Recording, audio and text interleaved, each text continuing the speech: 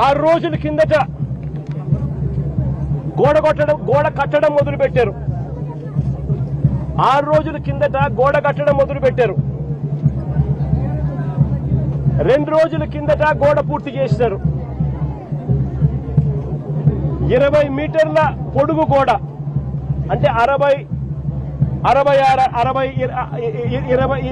మీటర్లు అంటే దాదాపుగా 70 అడుగులు.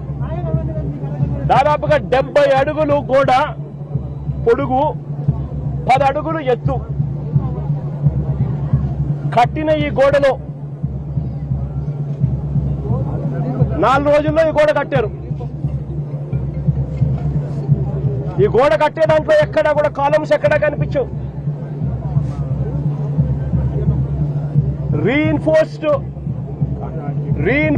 కాంక్రీట్ గోడ కట్టాల్సిన